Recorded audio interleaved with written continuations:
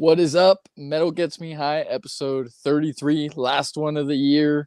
Got me, Al, Ramon. Brad's going to be here a little late. And we got special guest, Viserion, our first ever double dipper. We've talked about it where, like, as soon as we finished the first one with you guys, we're like, these guys are going to be on again. They'll be the first ones because those guys are fucking cool as hell. Thank you. Thanks for having us. Man. Thank you so much. Yeah. Well, we just wanted, chit chat. I feel like this year was a really good year for metal in general, whether you like death metal, black metal, hardcore, like there's a lot of good releases. So thought it'd be cool to talk to you guys because you guys bring in different tastes than we have, and see what we maybe missed out on this year that was fucking sick. Oh yeah, nice. Yeah, we're excited to get into it. It was tough getting just 15 to get. It really was. Yeah, dude, a lot. Yeah, so hard. Especially like the last 3 days, I've just been like diving into stuff, and it's funny how it works where you're like, man, I really fucked with this, and then you listen to it again, and maybe you're like, man, I don't remember this. Like, I remember this being better, or like the opposite, where like I thought that was kind of like like pretty good, and then I listened to it, I was like, holy shit, that was really, really good. So it's funny how like things age. Oh yeah, for sure. Especially also like I'm terrible with like years, so I'm like, did that come out this year? I'm like, it's like something from 4 years ago. I'm like, oh fuck, that wasn't this year. And then vice versa. I'm like, there's no way that was this year. I've listened to that album like 36 times. And I'm like, exactly. That was like a month ago. Oh shit. Like, so. And then some, like, it's not uncommon in metal to find a band and then deep dive into their discography and be like, did that come out this year or last year? I definitely know. For this show, I was like, I'm going to be a little more disciplined. So I started a list where, like, every time I listen to something, I put it in my notes, and then holy shit, you go, and it's like, man, I listened to 180 freaking albums this year. What in the hell was I thinking? Yeah, that's what's up, man. Definitely. Well, especially with like the podcast, I think you have to listen to like a bunch of albums. You know what I mean? So for us, it's kind of like for me, especially like it went in waves. Just like I forgot that I listened to this band. Shit, I listened to this band on this streaming service instead of this other streaming service. So I had to go back in between other streaming services to figure out what the fuck I was listening to. But like at the end of the day, it's like honestly, like it was like Jesus Christ. Like I get a lot of music from this guy over here, Tasso. So it's kind of like the old school way with technology. Like, hey, dude, I discovered this fucking new band. Next thing you know, you fucking go through your fucking algorithm and fucking figure out, shit, I was listening to this band for like 3 months and I forgot about fucking band. Yeah, this is a fucking banger right here. Right, you go through so many bands. Like before, back in the day, it's like, yo, here, listen to this CD, listen for the rest of the year. But with like, music is so easily accessible now. Yeah, you listen to such great bands now, man. Like, definitely. It's great right now. Oh hell yeah! And dude, some like what amazed me about like when I went back through some of these releases, like how many bands releasing their first full length, and it's like, holy crap! Like you're this good on your first album. Like I can't imagine like once you start like refining your songwriting and you get more comfortable with your instrument. Like who knows where you're going to be in 5 years? Yeah, for real. There's a lot of new up and coming talent and shit, and it's especially one man bands. Like, look at this guy Black Braid. Yeah, dude. Yeah. Like, where did he come from? Out of nowhere, he's just like boom. Everyone's like, wow. It's like Native and black metal, just killing this. Yeah, he killed it. That was such a great release. I heard that single, I think it was in December of last year, maybe it was January. And then I was like, when this full length comes out, I know I'm gonna love it. I know I'm gonna play the hell out of this thing, and that it freaking landed exactly like that, dude. I've been playing that nonstop since it came out, and there's just like, I've seen it's also been a very like polarizing album too, where I've seen people shit on it, but like I think that like all good albums get shit on to some extent. So it's like keepers, because like if you see, it's like it's not your typical black metal, Viking metal. It's like Native American, so everyone's like, "What the hell?" Like, yeah. Yeah, like, it's got a so different you feel wanna get to in there it. and stab somebody with like a tomahawk or something. Yeah, I've heard people like say that where it's like it's only big because it's Native American. It's never been done before. It's like, And it's well, like the music is great. Yeah, the music's Fuck fucking that. great. That shit makes me fucking proud as fuck now. I'm like, Yeah. I'm talking about our warriors type of shit. Fuck Oh, that. I I want mean, to talk. I'll say that I was wanna on talk. my list. Like, no doubt, that's in my top 15. I didn't really number mine, but Yeah, that's in mine. Yeah, we didn't number anything either. We just I had can't remember 50 shit. random Good, order. good, because it makes it way too hard doing that. But Yeah. like one of the things that I loved in that album was I liked how that he would play the riff in like an acoustic part. Oh And then that riff would turn around and you'd hear it like, tremolo picked and, with distortion. And it was just like, I love when albums do that where they play the same riff, but then they like make it nastier. And I loved that, man. It's incredible. And I like, it seems like he's, like it's becoming less of a one-man project and it's kind of becoming a band. So that's also a really cool thing to see.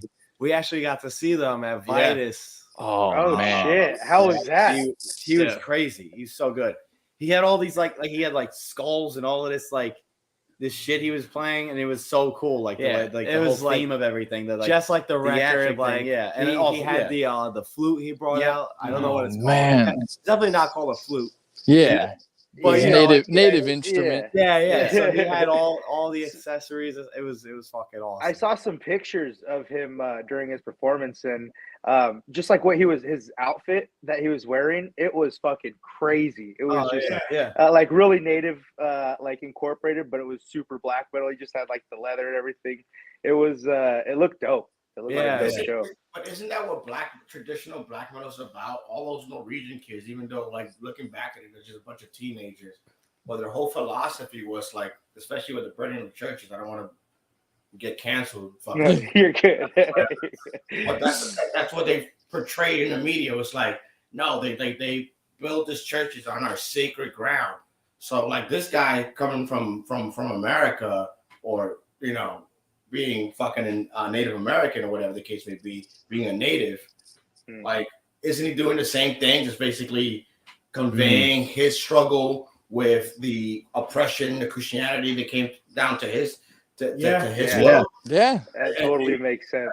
So it's more of like your black metal is still interpreting your inner struggle with yourself, with where you belong in the world, in a way. What those Norwegian kids were doing, even though they were just doing it just to be fucking angsty, in my opinion. I don't fucking yeah, for sure.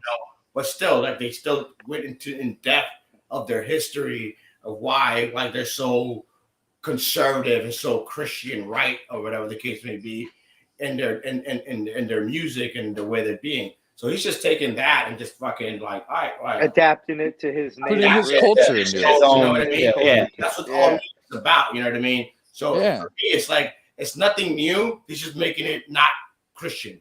Yeah. We're satanic because we're anti-Christians. Like, no, I like black metal because it's telling you, fuck you. Fuck big middle finger. You did to me, and the only way I need to express myself in a new way, in a new anarchist kind of rebellious way, is black metal. So that's how I look at it when you fucking make that shit. Yeah. And it's cool that, like, obviously in this scene, I mean, from my knowledge, there's not really any, anything other than like the bigger bands that built up black metal, they're all white dudes. So it's like cool that somebody else, like a different culture's take on it. You know what I mean? Where that's always happened in metal. Sarcophagos are Brazilian, bro. Sarcophagos are Brazilian. Okay. We're definitely not white. Yeah. But like, when you look at other genres or just metal as a whole, like, you've always had different areas doing different things. So I think it's cool that we're seeing something different with them, and it really worked. Yeah, for honestly, sure. I think Like we had that conversation in our first podcast. Like, I believe that metal is the first real global music. There's global music when some person like oh, I discovered this music from X, Y, and Z. This is global. No, it's not. Like black metal or just metal in general. It's welcome, everywhere. man. Yeah. Yeah, it's super common for like somebody in America to listen to something made in, you know, Norway or whatever the place may be versus like any other genre. It's usually located like they listen to American artists but yeah, it totally makes sense that it's like probably it's got the most reach. It's a global force, bro. You find it everywhere. You know, like the most uncommon places where you find any sort of Western music, you find fucking metal. It's like Iran they literally will oppress metal music, and you have bands coming out. Like you know what I mean? Like it boggles my mind that like that metal is reaching these far fucking places and still having an impact on fucking people. You know what I mean? There was a release from this year, in fact, that you brought up, Iran, like I thought was really cool. It's actually from, I think, Pakistan. There's a band called Azab, AZAAB. Oh yeah, death metal, like yeah. I was like, that was one of the first albums I listened to this year, and I was like, how fucking cool is that? That like, you know, metal's being reached over there, and you know, definitely in an area where like it's probably not like super okay to be into metal, and that's what it's all about. It's a rebellious art form, bro. It's at the end of the day, punk started it all. Rebellious attitude, but metal still does it. Like the rest here in America, we're very liberal. The rest of the world is not, like very conservative. So the only way you can say fuck you to the establishment everywhere in the world is by fucking playing fucking metal. You know, by fucking being that person. It's like, I'm not going to live in a fucking normal culture society. You know what I mean? Here in America, started out that way. It became corporate. And now we're fucking back underground, giving a big fuck you. But then have a bunch of fucking Slayer shirts. Like, you know, I love it too. Hot Topic, you still got a Hot Topic and got a Slayer shirt. I wanted to feel a little New York today, so I wore my Undeath hoodie around. And I was out there in at the grocery store, and I like it. So the back, it's like a print where heads exploding, and it says head splattered in 7 ways. So I'm at the grocery store. There's grandmas, there's kids around, and I'm like, people must think I'm like fucking crazy, but like. The joke's on them. It's all bait for somebody to be like, "Hey, what's that?" And they're like, "Oh, it's this sick death metal band from New York called Undeath. You should check them out." You know what I mean? Yeah. I was on this subway once, and there were 2 cops on the subway staring at me, like giving me the eye, and I'm like, "The fuck is this? What am I doing? I'm just sitting here." And I looked down, and it was like Cannibal Corpse, and someone's getting like decapitated on it. I was like, "Oh yeah, I forgot I wore that today." Okay. It's like he's planning some shit. Yeah, I have this shirt. Well, I'll wear it out very seldomly. It's a very famous shirt. Yeah, I'll wear it out to like just like my local liquor store or something like that, because the guy knows me. But it's a Cradle of Filth. The one with the nun on it, and she's blasted herself with a cross. Jesus is a cunt in the back. And I've worn it out a couple times, and people are just like, "What the fuck?" It's a cultural burden you're putting on the people, but it's like it's fun. It's like you just can't handle it. Shout out Brad too. He commented he's probably on his way home. Just got off work. Brad. I think my brother got kicked out of the house for like a day for wearing that shirt. You know? I was like, "Oh, you done fucked up, motherfucker." Oh yeah, my dad saw it the first time. He's like, "What the fuck is this?" I was just laughing. Meanwhile, nobody knows what the fuck Danny Filth is saying anyway. So. Yeah. That's what I kind of love about metal in general. Like, what? It's like you don't like sometimes like I tried explaining it to people who don't listen to metal where it's like, yeah, I don't really understand what the fuck they're saying, but like the guitar sounds fucking sick. Yeah, the drums sound fucking sick. Yeah. And if it catches my attention enough, I'll go look up the lyrics and I'll be like, oh shit, those are good lyrics, or these are bad lyrics, whatever the case is. Yeah. We'll start with we'll go around what would you guys say? Whoever wants to go first is your album of the year. Oh, jeez. He's like, God You damn. have the same one. I think me and Chris have the same one. Yeah. All right. Like definitely Oltar. Oltar. At the Okay. Gates of Dusk is the album name. And that came out recently. Yeah. Like, that Okay. That's how good it was. Yeah, like last month. Yeah, I put him on to Oltar, and it was like, oh, this shit is good. It's like I think it was like the last month. I was like, yo, they came out with a new album. After that, it was like, yo, you see this song? Yo, we should write this some shit like this. Bullshit. It's like, I can't. That's too good to fucking write. Yo, bro, like it's. I'm That's pretty sure he's singing in Russian too. Like it's not. Okay. They're from Siberia, but like yet, so I guess they're fucking still making Oh, music. yeah, that's impressive. but they're fucking. It's the same guys as the band Grima. I don't know if you've heard of Grima. Oh, I've heard of Grima. I listened to their album this year. There's a pair of brothers in Grima, and they're also in Oltar, and it's just fucking sick. I'm gonna have to check that out. I think I have that in my list on Bandcamp. Just a couple things I haven't caught up on, but I'll definitely have to check that out. Oltar. Pronouncing it wrong because like we're stupid. Yeah. So dude, that's so hard.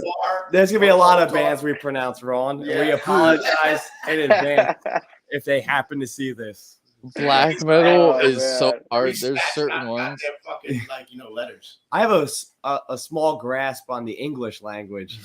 So just saying some of these other band names, I apologize in advance. No problem at all. You know what?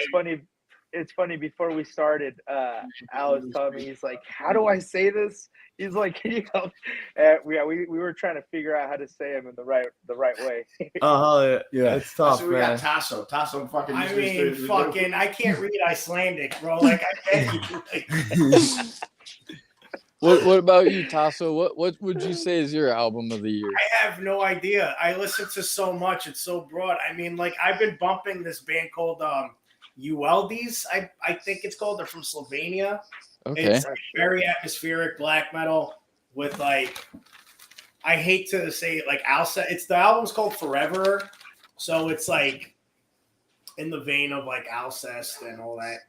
Like, stuff, but it's really good and melodic, and it fits the mood, So for me, that's it. And then I would say, I want to pronounce this right.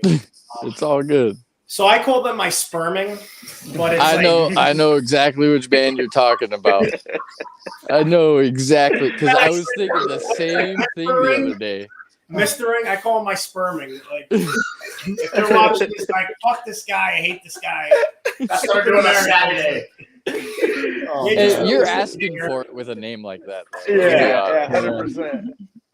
So I've been like really this year just bumping a lot of like atmospheric black metal stuff, the Chasm from Mexico, they're melodic. They put out a great album. It's good to see them come back from a return from like the early 90s. So like that kind of stuff. A lot of melodic. So what about you? Oh, sorry. No, you're good. What about you, Matt? What's your album of the year? So I'm gonna go with Animals as Leaders. Partista. So nice. I love them, and like so their last album came out, I don't know, 2018, something like that. It might have even been longer than that. And like I just listened to it this year because I knew they were coming out, and I like appreciated it more. And I was like, all right, so the new album's gonna be, whatever. Yeah, and I was like completely blown away. Like they've gotten so much better and more technical, but also like they're still groovy. Like I can't even describe how like blown away I was by this album. Like it came out and I was like, I bought tickets as soon as they went on tour.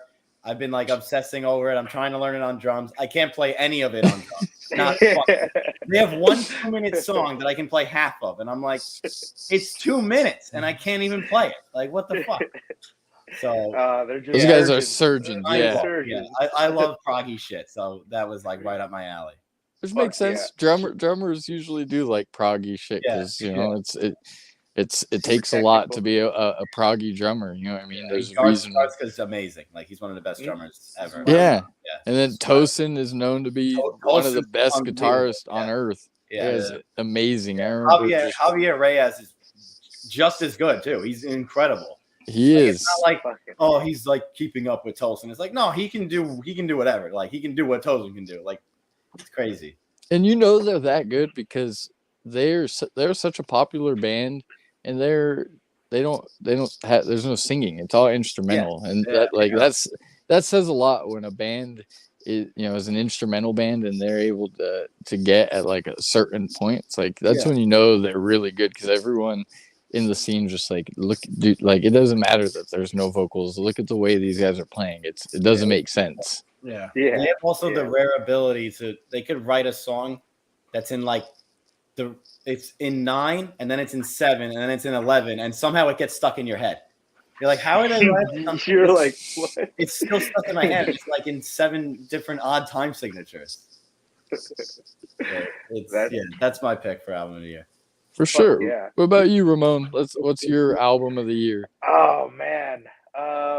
I was going back and forth on this all day, but I finally settled with I'm a Caveman, of course, and the new Mutilated album, the Determined to Rot. Love that album. That album right there it's for sure the heaviest death metal album of the year. Like there's no ifs, ands, or fucking buts about it. There's no fat on it. No fat. It's just straight to the point on everything. Even the album art. Album art's great. The album art, you look at it, you're like, okay, I know what this is about. Song title. Every song title is like some of the craziest, heaviest shit you ever thought of. I have that on my list too because, and I knew I was in when I heard the single "Smashed by a Slab of Concrete." I'm like, yeah, dude, that is the heaviest, the heaviest thing you could say. Yeah. Then my other, that was actually one of the songs that I really enjoyed off of it. The other was "All the Way Dead," and just the whole album, top to bottom, is fucking absurd, and I love it. Yeah. That's a gym album for me because it's like 28 minutes. Throw it on the stair climber. By the time I'm done, everything's been taken out of me. So that album is on my list, and if it were numbered, it'd be pretty high up there for sure. Oh yeah. The album. The subway with I have to ride the subway, and I know I'm probably gonna get stabbed. Like I let me say, we're doing subway stories after all this shit. That's a bad one too. I got one. That's like 3 weeks ago too. That's something about it. It's like the year's not over, motherfucker. Hell yeah, we're gonna come back to that because I want to hear some subway stories too. Fucking the album that I'm gonna go with for the album of the year. It's like such a trendy pick right now, but mine's freaking Undeath. It's Time to Rise from the Grave. The reason I love that album is, and how I know it's good, is it came out, in April, and I've been listening. I listen to the album probably about once a week at this point. I love how catchy it is. Some of the riffs are just like super fun. You could tell that they're just a bunch of dudes having a really fun time in a death metal band. And I think that the music shows that. Like, I couldn't even pick a favorite song from this album just because I love every song, like, just as much. So I'm going to go with that album. We also just recently, we caught them twice this year, once on the Dying Fetus tour and then once on the Slave to the Grave. And those guys bring it, man. Hell yeah. They're insane. You know what? On on the second time that we saw them, there was like this. It was maybe a few months between Al, right? That we the first time we saw him was in May, and then the second time was in December. So so within that time, with how many shows they've done, we saw this like newfound confidence, in Alex and the whole band. When they were up there, that's awesome. It was the coolest thing. Yeah. That's kind of like what you expect in any fucking band. Like next time you see them, you want to be done progressively better. You know what I mean? So, dude, I'm with you. Like dude, it's like you don't want that first album to sound like the last album. You know what I mean? Yeah, exactly. Like, but the thing about heavy music is like you need to see that band live to see where they're really at. Because I could like do studio magic, I could shit fucking magical fairy dust on a fucking record now. But like you want to see them like the first time, and hopefully within that year, a second time to see like, bro, this guy's next album is gonna fucking slay because they're so fucking tight or whatever the case may be. You know what I mean? That's like every fucking band wants to strive for it. Yeah. You know, and that's the same. That's the same with 200 Stab Wounds too. We've seen them We've seen them 3 times this year. 3 times this year. Every time we see them, it just gets crazier and crazier. They're fucking they're great too. Shout out. That's another band that's fucking really taking off. And they deserve it. Like, they're great. You know what I mean? Like you can tell the bands that put in the work and like they're getting the recognition for it. And then they keep putting in that work. They don't settle. They're like, okay, we're gonna keep going with this momentum. So it's fucking cool to see like those guys. Tombstoner, like every time Tombstoner, They put out a heater of an album last year. Dude, yes, they did. Fucking shows like what the fuck? Yeah, they go smoking crack. What the fuck? Whatever they smoking, I want it. Like, for real, they go hard every time. Every fucking show is a better fucking show, man. They always bring it. They always have great stage presence. They're always hilarious. Like, it's like, damn, bro. It's like, now I know why they fucking got signed, bro. Those guys are fucking. Every show progressively gets fucking better, bro. These guys are very talented, man. Yeah. I saw, unfortunately, one of their guys had COVID and they had to cancel a show. So hopefully he gets better, man. Because they need to play more shows, man. Because you're right. They're one of those bands, one of those young bands where, they put out a really good album recently, and they're gonna have to take it to the next level because they have the opportunity to do something. I think we're actually playing with them in February. Hopefully, if everything goes. No, that's January that the Gamma Ghouls is playing. In February, time to talk to them. Oh shit! Yeah. I think it's at Lucky 13. So Okay, I see. You guys play there a lot, and then we've even seen Sentient Horror plays there a lot. So Sentient Horror, They're super. Another great band, Brought out another great album this year too. I'm pretty sure that's on Ramon's list. One band that I think that is miles ahead of where they should be. A band that we saw for the first time this year is Tribal Gaze. Their album, The Nine Choirs. Yeah. We saw them live, and that was the first ever tour that they did. It was with Creeping Death, 200 Stab Wounds, Ingrown, and Spirit World. And I couldn't believe that all the guys are super young in the band, and just how good they were live. And this album, The Nine Choirs, it's my favorite production on an album for this year. The only way I could describe that album is that it sounds like it was recorded on guitar amps the size of freaking skyscrapers. The guitar is insane. And it's a crazy album where every moment of that album there's an enjoyable riff that gets stuck in my head all day. 100%. I cannot wait to see what these guys bring to the table, bring next, because to be that good so young, that is crazy, man. That's one of those that shit came out of nowhere, and I was like, what the fuck is this? This band this is no joke. That's one of those ones where you have to Google them, this is their first album. There's no what? How old are they? No way. There's no way. And that's why the future of metal is fucking so bright. You know what I mean? Well, all these bands that are coming out are young, man. Yeah, dude, they're so fucking young. You know what it is? Honestly, I'm super happy that they're getting some type of recognition. Like at the end of the day, even Spotify, iTunes, they still pay all it. You know what I mean? If you got a record label behind you, they're paying you to be on these playlists or whatever the case may be. But when you see a young band do it naturally, it kind of like tickles your shit. Like, you know what I mean? Yeah. Shit is still it's still possible. You know what I mean? And after our fucking first record and that good, like it just reminds you of all the old school forebears, like whatever. It's like, oh shit, there's still something out there. There's still an energy out there. Honestly, like I'm old as fuck. I don't know. No, These fucking guys old as shit. I'm old. You know what I mean? Hey, we need the old heads though. It's No, but part of Oh, it too. yeah, you guys the- bring a certain flair. our guest last week, his name's Anthony. He's in God's Hate, and I asked him like, why do you think heavy music is such a peak right now? And what he said made a lot of sense. Where he's like, it's because young kids are really big into it right now, and that makes a lot of sense. Because if you go back and think about like Metallica, Slayer, these bands are putting out like their formative albums for the genre and for their discography.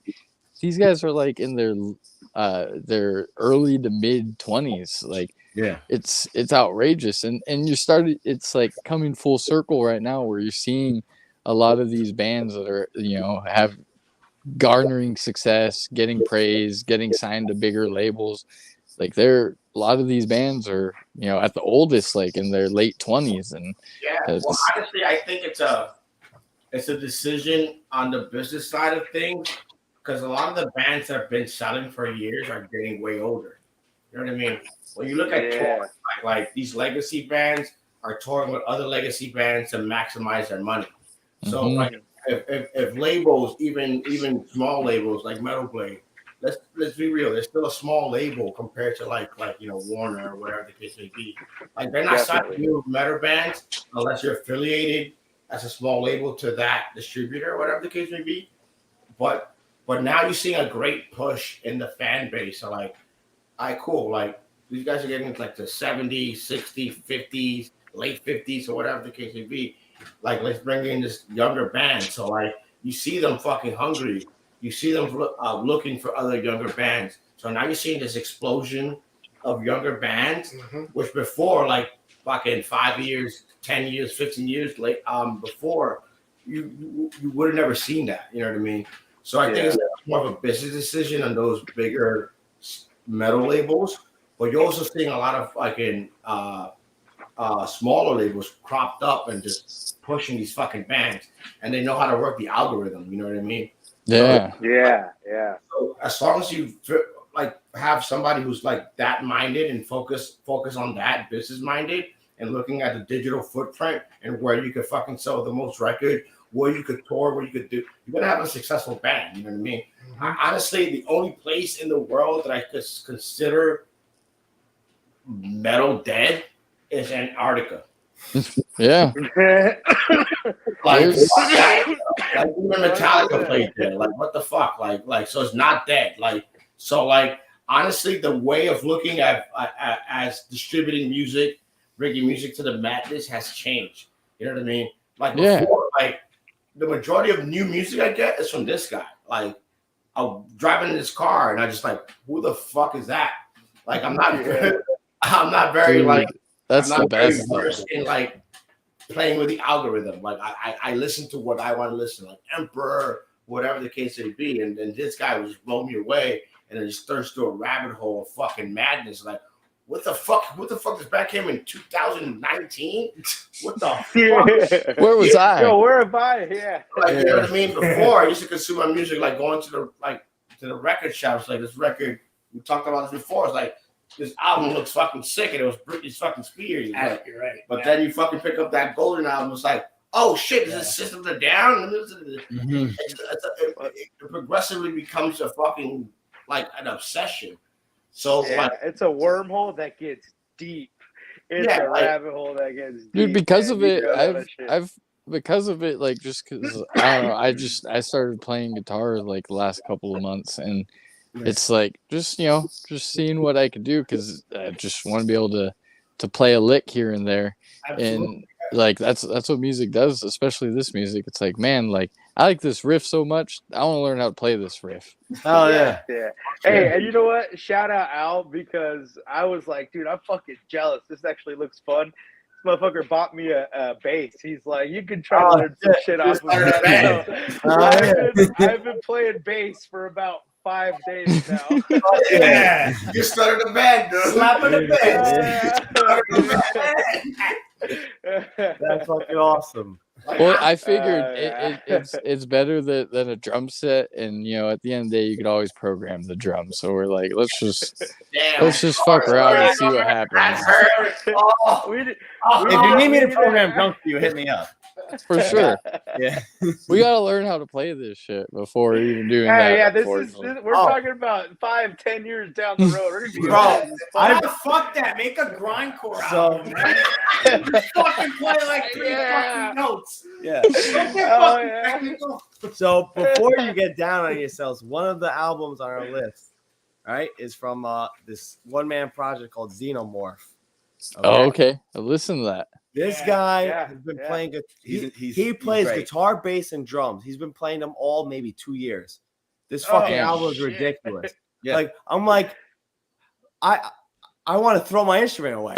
Like this guy's a monster. Like he learned all of this, records it himself, does the vocal, like everything. He hit me up. like, so don't you can do it. Yeah. Especially it's all about the drive behind it. You know what I mean? Yeah. Like, you don't have and to I know it takes time. You know what I mean?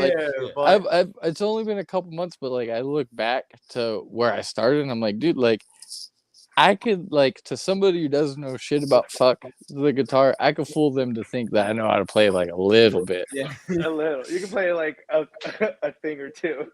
I got 7 chords in my back pocket that I know how to progress through a little bit. You got a grindcore album right there.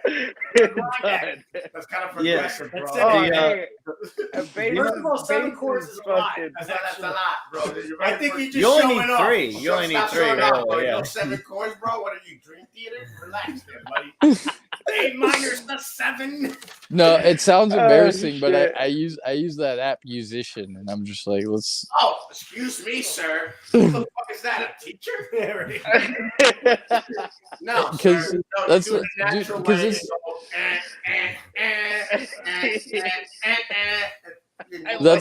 that's my problem. Is I think I'm like tone deaf or something like that. So I'm like, I can't do by. Like, but here's the thing, like the more I like practice, I'm like, oh, that sounds a lot better than it did like a week ago. So that's all it is, man. That's all it is. I see the incremental, getting better, but I see light at the end of the tunnel. The other day I had my first day where like I was actually playing pretty good, and I was like, damn, I'm like, I got this. And then like that was for like an hour and a half, and then the next hour and a half I played, I was like, fuck, dude, I don't got this. Yeah. Honestly, like as soon as you get tired, that's when you fucking start sucking ass. Yeah. I figured out not to practice or rehearse before a show. Like that's when I sound the best, honestly.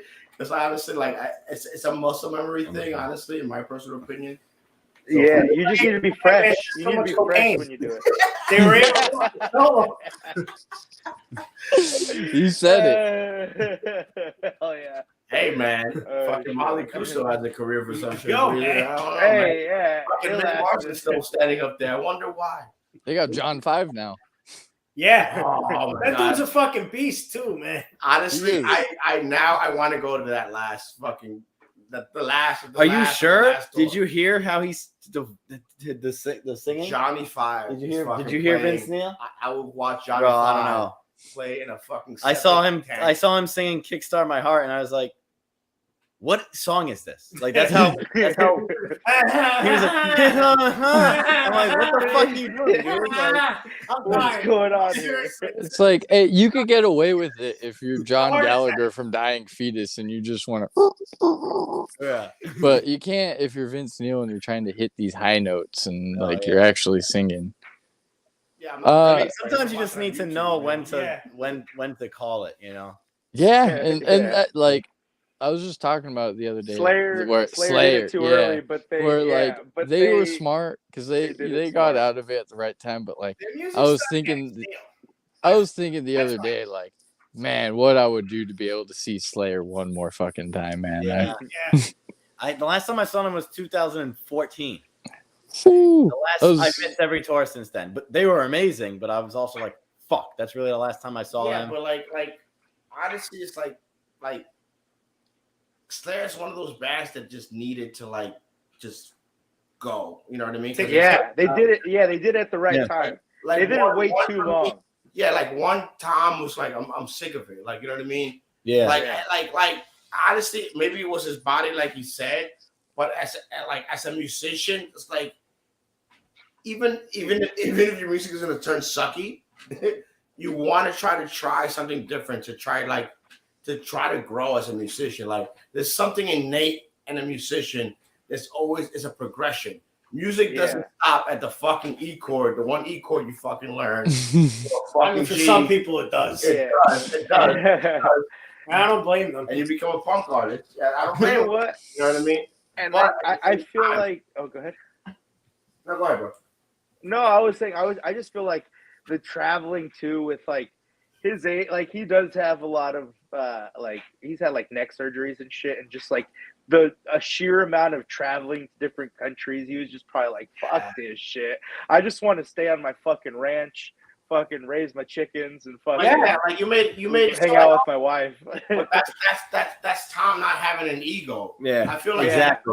If you're going past the shit, you make your money. If you make good investments, like for example, like Metallica, those guys really don't fucking do anything. No. Yeah, you wasted your money on fucking a shitty ass fucking movie that nobody went to see besides the fucking fans, right?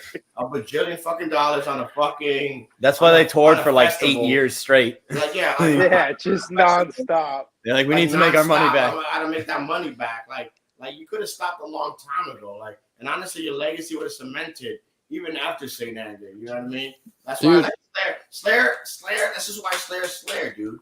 They do it the right way. If I want to be a thrash band, I'm gonna be the best thrash band known to fucking man.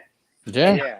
Stop, because I'm fucking Slayer, and I'm not gonna fucking be 80 years old trying to make my fucking money back because I didn't waste it on some bullshit.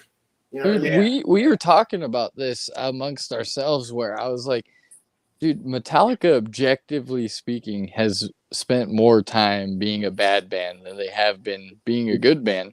Yeah. And like objectively speaking, I was saying that I think Slayer is like objectively speaking a better metal band because while not every album on their discography is like a South of Heaven, a Rain in Blood, any number of their sick albums. Sure, they have some like missteps, but I don't think they necessarily have a dud. Like even the new metal album, like they were just they were like, what are you gonna do when you're going on tour with these new metal bands that were big at the time? Like, of course that's gonna have some influence on their sound, and like it's not a bad album. It's just not like 100% Slayer. Yeah, they have albums that you'll listen to and you're like, this is okay. Metallica has albums you'll listen to and you're like, this sucks. Yeah, exactly. That's a big difference. Well, it depends. Honestly, for me, it depends on where you're at. Like I've known Metallica fans to fucking like get into Metallica as a low. Like, how the fuck you gotta what? Go suck a dick when you were 40 when you fucking got into Metallica, bro. Yeah. Like you were not rebellious at all. You listened to fucking Hootie and the Blowfish before. Yeah. Dude, I hate when people were like, "Oh, dude, this song from Load is hard." I'm like, "Yeah, but is it harder than Harvester of Sorrow?" No, it's not. But at the same time, like when you make your money mad early in life and can be like, "Fuck it, I'm gonna be Led Zeppelin with a fucking sucky vocalist." You know what I mean? For fucking Load and Reload. Lou Reed and create the world's worst fucking album. That's what they had $1 bajillion. Now they don't. Shit. So now they don't. That is the worst album. So now they don't. I think they've ever made. Come up with fucking, fucking Diamond Head 2.0 with the fucking song Lux Eterna. Oh man. Dude, I've seen people loving that song. I'm like, dude, like this is not a good Metallica song. Ask Al. He played it for me for the first time, and about 45 seconds in, I'm like, just turn it off. Just turn it off. I don't want to hear the rest. I just want them to stop trying. Like You have so much good music. All that these new songs are gonna do is take out the good shit from a set list. Yeah. Dude, like just. That's why Slayer did it right. Yeah. Yeah. They don't have Helen Keller producing their albums. Actually, the better fucking sounding album since fucking the Black Album. Like It's sad to say because my favorite band of all time is becoming like that in Slipknot, where like this last album, like I went in, I was like, you know what? I haven't liked any of the singles yet, but I'm like, this is my band. I've got them fucking tattooed on me. Let me go and just go in with the empty. Then the first song, it's like them trying to make like a Beatles song or something. I'm like, what are we doing, you guys? Are you fucking kidding Why would they me? do that? We Are Not Your Kind was good. honestly, Yeah. It was good. Been failing, like it's their last album of Roadrunner, so it could be like a fuck you album. I That's what hope I said. it's I the hope case. That's what I so. said. I really I'm hope so. hoping so. Joey Well, Jordison's one of the reasons I It's like, I started don't playing want you- drums. So Yeah, I no, really you want do. them to get back to how they Fuck were. yeah. Yeah. It's a fuck you album, bro. It's like And you know what? either I'm gonna come up with the best stuff to just, or I'm gonna be like, I'm gonna give you an album and you're not gonna make no money. I'm gonna piss everybody the fuck off who's my fan because it sounds like Stone Sour Light. Doesn't even sound like Slipknot. Yeah. You know what I mean? And then when we come up with our own record label, we're gonna come up with the best fucking Slipknot record ever. And then I'm we're gonna hoping, man. make $1 billion fucking Yeah. That's Bro, what I'm that's hoping, smart, man. man. Mhm. I'm Yeah. hoping they do that because I feel like with this last album that they had, they were really holding back like everybody in the band. Like Jay Weinberg, he's a fucking monster. He's Yeah. incredible. He's incredible, and I feel like they held him back. I feel like they held back the fucking they fucking held back the guitarist. They felt B-Man. They held everybody back, and I'm just hoping to God that that it was like a big fuck you because it's their Yeah. last one. And what sucks is I saw them live this year, and they sound the best that I've ever seen them sound. And like, On like 3 years ago, they sounded incredible. Yeah, they're insane. dude, they sound so good right now. And luckily, when I saw them, it was at a festival, so like they only played like an hour and 10 minutes. So I think they played one single off the new album. And I'm So telling everything you, else, like, you got all the like, great shit. Yeah. they're very exactly. smart, man. Those Yeah. guys that listen, Yeah. man. Those guys are very business minded. My man Sean Clown, bro, like that guy he methodically thought about every step in this band. Don't you think that guy's thinking about like, all right, now that I have an exit, it was a shitty ass contract. The label changed through our whole career. They're not really doing what we expected to do at this point in our career. Now that we're over, we got all this fucking money. We got all these fucking fan base.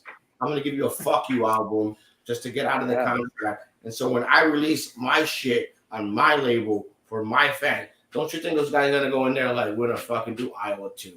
Dude, 100%.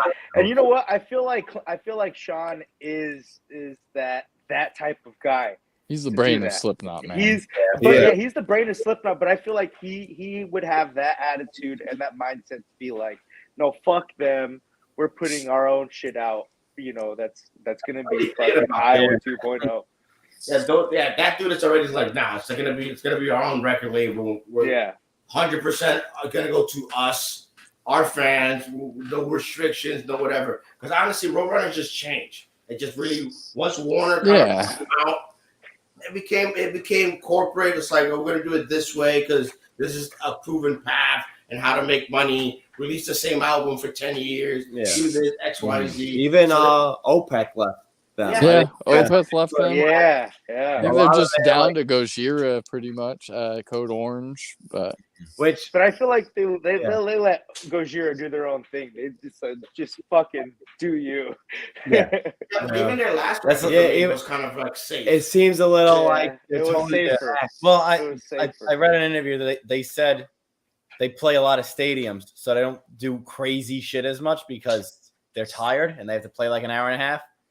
So I'm like, I get it, but I mean, I love the last. I like it too. I just think that it's not as good as their other older albums. But 100% La Font Sauvage. And fucking, Dude, that's one of my favorite albums. Flying Horse and Whales. Cirrus is their best in my opinion. Oh yeah. Speaking of like older bands, so a band that me and Ben both love, Porcupine Tree. Yes. They released their first album in like what, 12 years? A long time. 13, 14 years. Yeah, since like 2009. And it was crazy. Like they didn't miss a beat.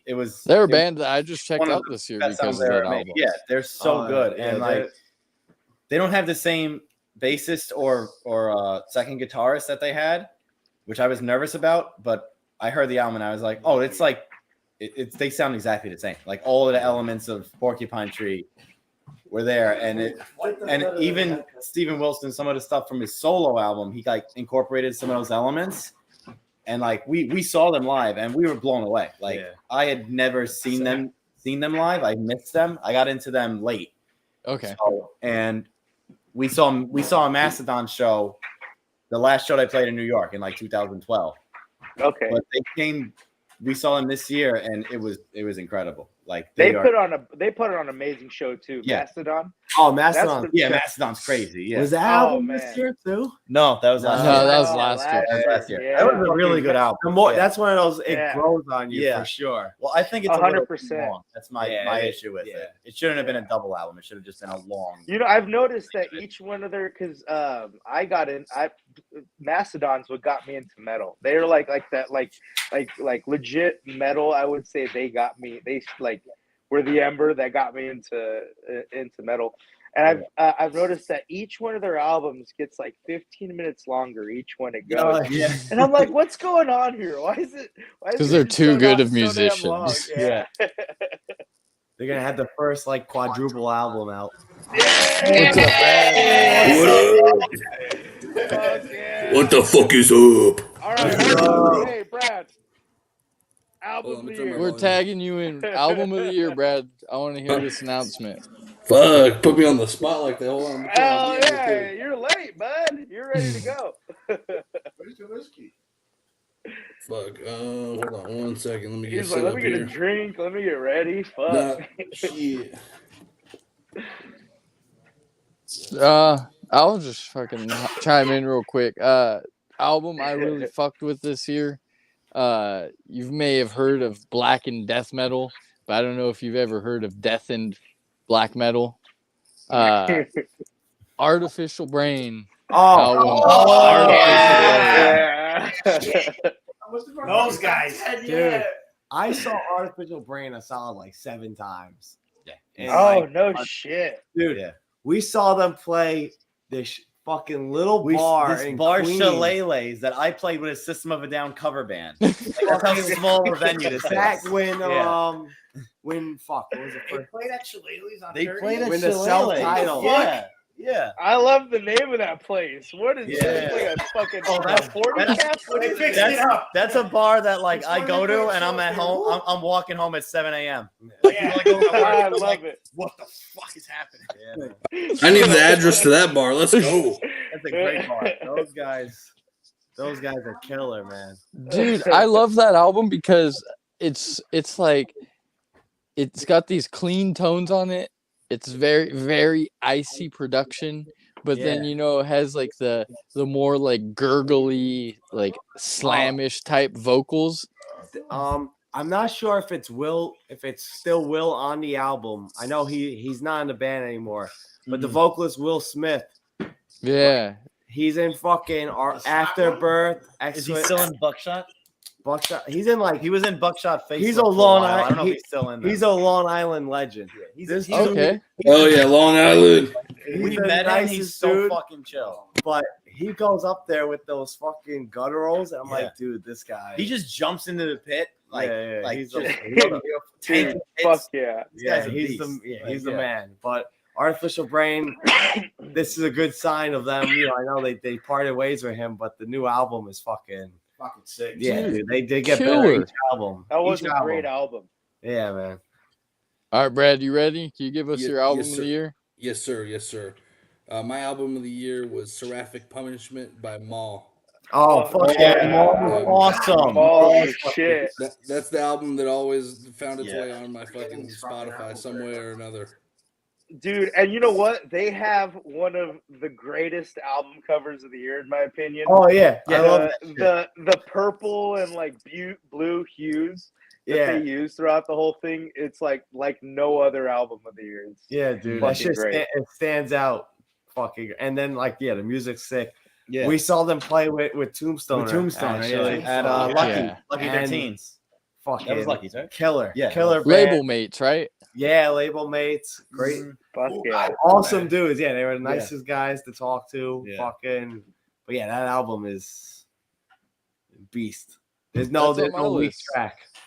I agree, and I like that it has like the doom elements, but it's not like inherently a death doom album. It's still a death metal album that just has doom elements in it. Yeah, for sure. Yeah, they had their own sound. Very, very D-ish, breaky down, just heavy death metal, bro. It's like fuck yeah.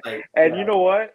The fucking I absolutely anytime they go live on Instagram, their fucking their lead singer fucking Garrett is always on, and that motherfucker is my spirit animal, bro. Let me tell you, this guy.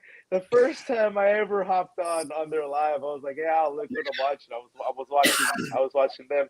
He was cracking a fucking tall can of Modelo at like 11 a.m. fucking smoking a cigarette. That's your brother, Razor. I was like, dude, and he does professional wrestling and shit. Like, dude, this guy's a savage. Shout out Maul. Shout out Garrett. Hell yeah. Shout out Fargo. Yeah, Fargo, North Dakota, which another Fargo band that definitely made my list. Phobophilic. Enveloping Absurdity. Another one of those debut albums, just killer. I like how that album is very Finnish. I get a lot of like Demolich, Demigod vibes. Yeah, that's very true. Yeah, that's a fucking great release. Yeah, that was definitely in my top. That was in my list right here. One of me and Matt's top, Tamarum. From yes, great. Yeah, fuck it. Icons, that shit's fucking killer. Super melodic. That's debut album too, right? Yeah. Super young. Yeah, they're young dudes, right? Yeah, we saw them play, and I was talking to him. And I think the guy said he might have been 20, 25. I was like, oh shit, he's got a long time. With Dawn of Ouroboros and The Witching. Yeah. Which those are also great bands. Like all three of them were awesome. Telling you, New York, man, we're finally getting metal bands to come to fucking New York, man. It's like a thriving scene. Like, Witching is from Philly, and Dawn of Ouroboros is from where in California? Portland. Portland? They're from Portland. Portland, okay. Oregon. Okay. Yeah. Or Washington. Somewhere. They're on the West Coast. I don't know. Northwest. There's nothing to get them over here in California. There's nothing I want more than to just freaking hit a show at Vitus, man. It's gonna happen soon, but you guys, if you come, tell us. We'll be there. We got a round. Round for you guys. Fuck yeah. We're looking at doing that because that's just such a it seems like there's always shows there, and it seems like it's like from your guys' scene, it seems like that is the place to be. That's where it's all happening. And I'm glad to hear that. Like you're saying, people are going to shows right now out there in your scene. That's freaking sick. And also, I noticed that bands are super like excited to play Vitus when they go. Like they're I always see them posting about it when they are playing it. So it seems like they really enjoy that venue. Yeah, it's not only legendary just because of like the bands and stuff they get, but like the sound, just like when you're on stage and stuff, insane. It's like we played there with our old lineup, and I was like on stage setting up my drums, and then like I remembered where I was, and all of a sudden I'm like, why are my hands like this? I'm like, holy shit, I'm at Vice. Like you got clammed. Yeah, I was like, am I gonna fuck up? I'm definitely gonna fuck. Like, I was nervous. I haven't been nervous on stage in like 8 years, but then I was there. It was like my first show again. I was like, oh my god, this This is different. let me ask you guys this: what is your favorite show that you guys attended this year, or like most standout performance by a band? I gotta like, go holy fuck! I gotta go to Black Braid. Okay, hell yeah, yeah, like that shit was just. That's one of those shows where like you're just standing there and you like forget. You're like, wait, I haven't been headbang. Like I haven't done anything. I've just been staring at what's happening in awe. Like, what Wait the a fuck minute, was is that this? this year? Like, you know, I didn't even know it was this year. he's said he's gonna be gearing up to tour pretty heavy next year. So if Black Braid is out in the Bay Area, I'm definitely go. not missing to freaking Black Braid. I think well, like Holdor did that. Holdor was like they played a couple shows here and there, and then they were playing everywhere. You know what I mean? So like I'm hoping it's the same thing with him, where he's like he was doing his little test run, and he's like, oh, like people want to see this. The band I got is working. I'm gonna be hitting it hard. So I've also been seeing his project on so many different end of the year lists that like I can't imagine him not being like, oh yeah, this is actually something that people want to hear. There's a demand. There's a demand. I gotta go fucking. Yeah, he should be able like see this shit. any venue that he hits up should be like, yeah, like you know what I mean. Like it's one of those. Like, 100%. I don't see anybody being like, oh no, like. If you know his thing, you want to go see it. Especially if you can get like a good package along with him, like he's gonna do just fine, man. Like if he could go on tour with maybe like a more well-known artist, someone with a name, and hit the road with them, that's gonna do him so much. Oh hell yeah! For me, it has to be Tech Trek at the Brooklyn Monarch. So okay. This year was the first time I've ever seen Meshuggah and the first time I've ever seen Porcupine Tree. And it's crazy that neither one of those is my choice. But we saw Archspire, Entheos, Moldania, Infieri, Ancestral Curse, and Divergence. And I met the drummer from Archspire and the drummer from Entheos. And we were like, the stage was here. Like we got all the way up to... Oh fuck yeah! And it was insane. It was one of the most just mind-blowing experiences of my life. I was watching bands that like you hear it on the record and you're like, yeah, a computer wrote this. No human being can play this. And you just watch them do it after each other. And I was like, dude, I don't even know what I'm looking at right now. This is absolutely insane. And just being able to meet those guys and hang out with them and chat with them at the merch tables or whatever, it was crazy. So yeah, that's one of the best shows I've ever seen in my life. So definitely show of the year for me. Nice. Hell yeah. Fuck yeah. Yeah, I'm gonna be mad corny about it. Fuck. Merciful Fate. That's what I'm gonna say. Kingsland Theater, Merciful Fate, Creator, and Midnight. Yo, oh my god. Oh man, that's a fucking lineup. That is. Like it was the young, the middle aged, and the old. Dude, hold on. That's you said Midnight. Hold on. You said Midnight, Creator, Merciful Fate. Merciful Fate. Yeah. Original Merciful Fate lineup. Like, dude, that's one I wanted to go to so bad when it came near me, and I had the perfect setup, but it's one of those things where, I had just gone to a concert recently, and I had to be a good partner to my girl. They were actually sounds like an excuse. They were actually in town on Devil's Night of all nights, night before Halloween. Oh, and I was like, but fucking shit happens. I definitely like Midnight is near the top of bands that I want to see live, so that's why that hurt extra. Great. They're fucking great. Yeah, man. Honestly, man. Seeing them on a big stage too, like obviously them opening for Merciful Fate, to see them on they're getting up there, man. Like those guys are gonna be like, again, man. The more theatrics you bring into metal right now, the more popular you're gonna be, because now you got an act. Like we gotta remember, like metal is about entertaining at the end of the day. Yeah, bringing that rock and roll sound back. It's just like rock and roll black metal. Yeah, it's like freaking Motorhead. Yeah, exactly. Yeah, yeah. It's like fun shit to listen to. And they like bringing that element of like, who are they? Dude, actually, I reached out because I really wanted to get Athenar on the show, and Athenar is really about it, bro. In digging, trying to get him on, he's a flip phone man, so there will be no Athenar Metal Gets Me Higher because the dude's got a flip phone. But I was like, hey, I respect it. That's freaking cool. Yeah. By the grace of God, if he hears this on his flip phone, if he gets like an SMS fucking message, it's gonna hit his pager.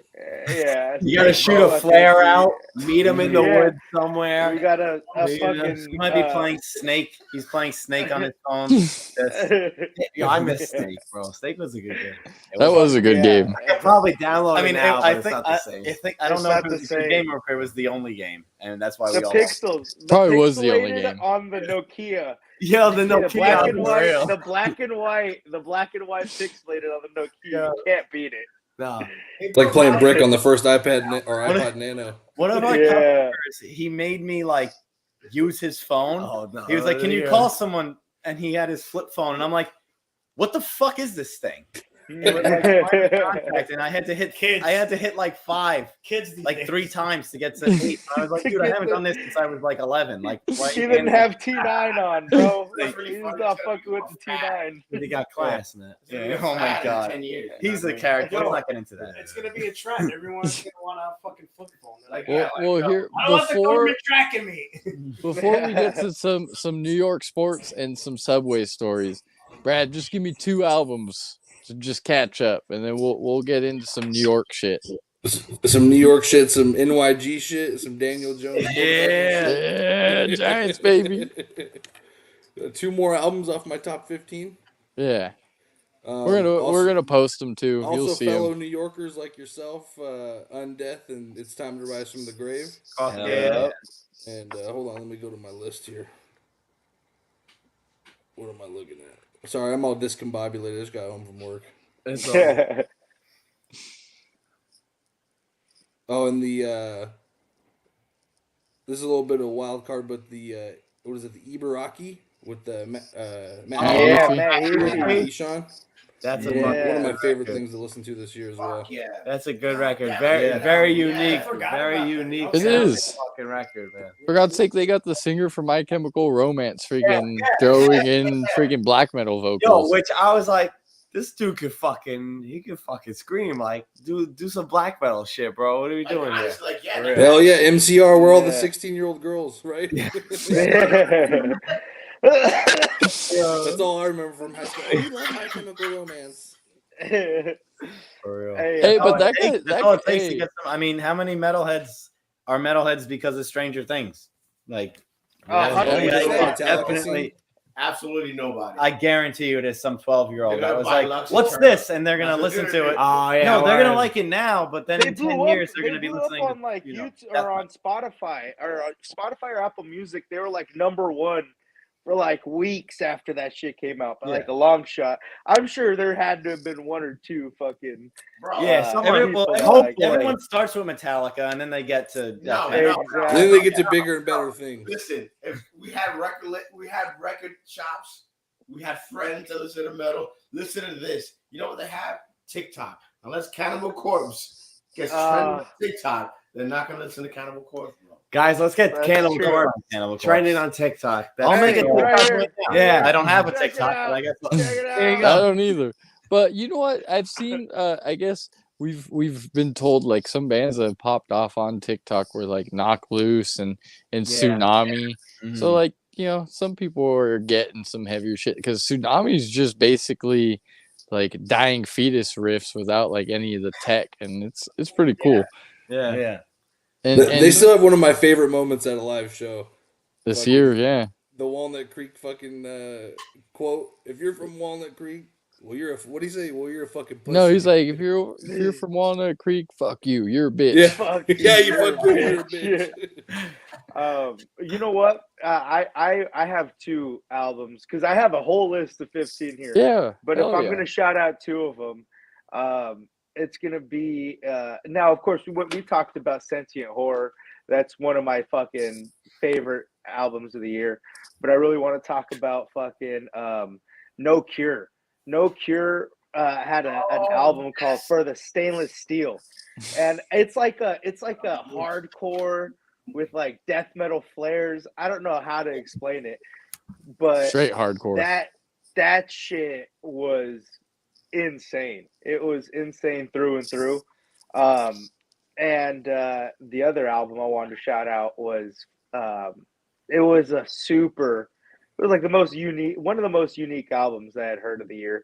It was Anomaly, Somewhere Within the Pines, and it was pretty late in the year that it came out, but it's got some of the craziest sounding. It's a concept album basically of like true events that happened like near the pines of like a spree of killings in Alabama, like in the pines. Yeah. Not a spree. And, it's like a spree of it, and they made this whole album, and it's like a super like a death metal with like black metal vocals, and through in the middle of the whole thing, they have a song called "Don't Go Out into the Woods Alone," and it's the equivalent to the metal version of "The Devil Went Down to Georgia." So it's this hard ass album, and just in the middle of it, you've got this acoustic fucking song that sounds like "The Devil Went Down to Georgia," and it's like I had to shout that out because that was one of my favorite albums of the What's year. What's the name of the album again? Yeah. I'm sorry. It's called "Somewhere Within the Pines" by Anomaly. Dude, I gotta listen to this shit. Yeah. I've been drinking. Dude, no, hey, man, this shit was. It's like the perfect palate cleanser. Listening to that, it's probably like 4 songs in. It's like a 40-minute album. It's fucking great. Honestly, like I feel like you always need that like break song in albums, especially if you're gonna have a hard dude. Like, and it's fun as fuck. Yeah, pause, bro. Like I'm headbanging too hard. I got whiplash. Let me recover real quick. All right, cool. Holy shit, I'm gonna probably like kill myself after this song. And fucking go back to fucking headbang. Yeah. Because it's so check that shit out. We're gonna put a list of all of our end of the year lists out. So did you guys fuck with did you guys fuck with either Deva Through Sheer Will and Black Magic or Black Fucking Cancer Procreate in Verse? I'm gonna now. Yeah, I gotta. Dude, Black Fucking Cancer Procreate in Verse, probably my favorite black metal album of the year. Shit. Okay. The only reason I heard of this album was actually Alex Jones from Undeath had shouted out earlier in the year, and it's evil, man. It starts with the guy yelling "Invoke chaos, invoke fucking chaos." Nice. It's a hell of an album, and then Deva. What I really liked about Through Sheer Will and Black Magic is that's a $20 spin album. Oh, that's great. That's a great label. It's very good at mixing like thrash. I would say more like first wave black metal and even death metal all infused. Serious Bathory moments in it, and Bathory's one of my favorite black metal bands. So anytime something touches on that, I'm like I'm in. And the artwork on that album's freaking crazy. It's super colorful, this dragon type thing on it. That's oh man, like we definitely have 2 we just want to shout out. Yeah, please. Kind of from our region here. One is Black Anvil just dropped an album, Regenesis. Right. They're New York black metal. They're fucking sick. And then Hath. All that was promised. All that was promised. Fucking love that. 2 great records. That shit is nuts, right there. Yeah, man. You listen to that fucking record, dude? That's fucking slaps. Fuck yeah. I like that album. It's like I don't want to like compare the 2 because they are different, but like that album kind of did to me what it left a similar taste in my mouth as Rivers of Nile, Where Owls Know My Name. I feel like it kind of touched in that same realm, and like that's one of the freaking best albums. They have grown since their you know, the high VP and everything like that. Like they're a band that, like, every release, they're just, you could see them growing and trying new things, but also like getting tighter and everything. Like it's fucking cool. But also Black Anvil, man. Yeah, Black Anvil. Black Anvil. Yeah, they were just on tour with Cannibal, right? It was Cannibal, Dark Funeral. Yeah, I'm so happy with those guys, man. Those guys are great. At this for forever, man. Like that's good, man. It's like, yeah, man. So like mentors of mine, like the drummer especially.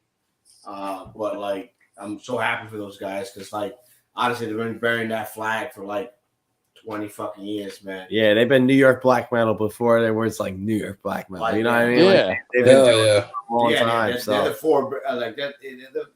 forebearers of that shit. Like, you know what I mean? Yeah. A lot of bands came after that, you know, after them.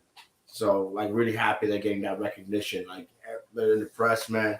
So for me, in this album, it's really kick ass. Yeah. Fuck yeah.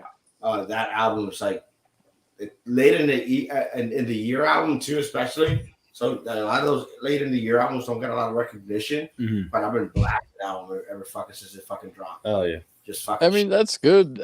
I think it's better to release an album later in the year than early in the year. Like, for instance, I know I think the first album that I know that I'm going to be listening to next year is Obituary, and I know that album will probably like. I just hate to like forget about it. You know what I mean? To some extent. Yeah, I know that happens a lot where I'll be like, did this come out this year? And then I'm like, oh, fuck yeah, it was just like January or some shit, but it seems so long ago. I'm like, honestly, man, that's the problem, man. Like, these guys were like, hey, listen to this shit. I'll get stuck with that fucking album for like 6 months. Subway, every time I want to fucking go to a bar, I listen to this shit, you know? And then fucking out of nowhere, I'll listen to this fucking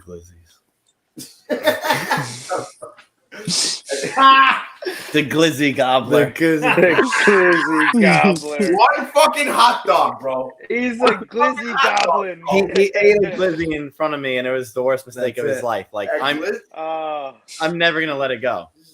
Ever. You know, when we used to commute, I'd always make fun of these two guys because they were the gas station hot dog guys a couple times. I'm like, bro, what are you doing with your life? You get a gas station hot dog. Don't eat a Glizzy, bro. Don't guzzle down a Glizzy, and then this won't happen. I was fucking hungry, bro. What the fuck?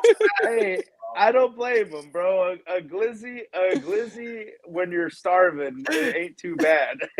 I went to record. Nobody told me to bring food. They told me to bring food. I was ready to cook. Next thing you know, bro, I'm fucking like 2 hours in, and I fucking see a Glizzy. I was like, I'm fucking hungry, He bro. sucks it down, you know. And the next thing you fucking know, it becomes a fucking joke. We're probably gonna name this album fucking Glizzy Goblin. Glizzy Goblin.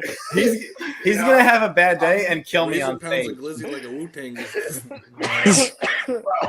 It's just never-ending jokes, bro. I walk home, my girlfriend was like, "Hey, Sir Glizzy," and shit like that. It's fucking not fucking good, bro. It started off with one hot dog because I was fucking hungry, bro. That's it. You know how most black metal bands, they wear like black metal bands, it's about the presentation. So he's the Glizzy Goblin. He's gonna wear the Green Goblin outfit. But it's gonna be hot dogs just sewed into the hood. Yeah, you know? hey, no, you gotta get a necklace of sausages. You know, like the sausage links. Yeah, tied together. You gotta. And then wear those. Or where does the bullet belt?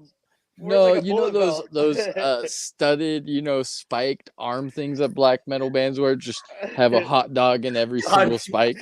with skewers through it, hanging from his guitar neck, and he could take a bite out of it in between songs. With big ass skewers hanging out of it. He'll just have Glizzies everywhere. He'll just be eating Glizzies on stage. Yo, what the fuck, bro? I'm not Joey Chestnut. Are you sure? What the fuck out of here, bro? I ate one fucking hot dog. This guy he's a Bay Area native. He's our guy. I ate what? I ate pasta.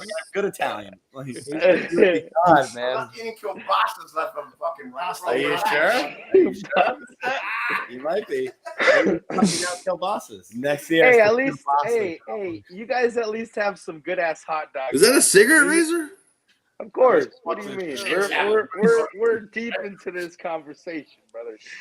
Yeah, we're about to get to the good stuff. Can we get some Subway stories, bro?